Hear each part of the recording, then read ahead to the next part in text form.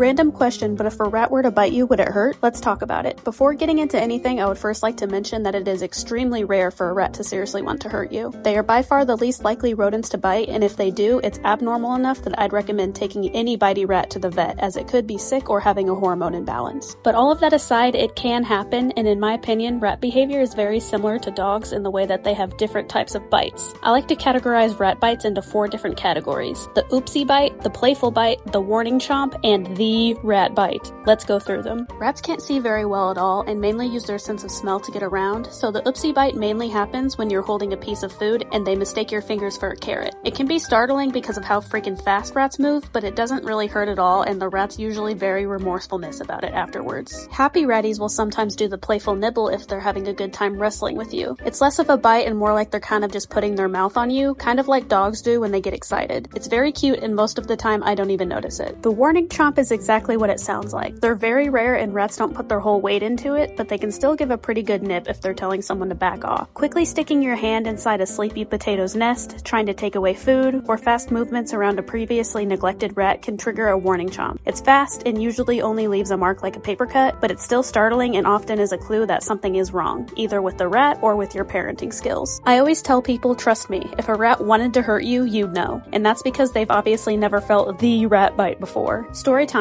When my Dusty came home with me at just 6 weeks old, she was secretly pregnant and decided to surprise me with 11 grand rats. Giving birth to a big litter in a new place at such a young age must have been terrifying for Dust Devil, so I don't blame her at all for what happened next. A couple of days after the birth, I stuck my hand in the nest to do some cleaning, and that's when Dusty bit through my middle finger and would not let go. Long story short, she punctured down to my muscle, which led to a very uncomfortable antibiotic injection in my butt cheek and a glued finger at urgent care. That day, I found out what rats are really capable of. Luckily, Dusty never put her teeth on me again, and I've never been afraid that she'd bite me again. In reality, pet rat bites are something you never really have to be concerned about, as they only do it in extenuating circumstances. I hope I answered your questions in this video, and remember, never mess with a mama rat.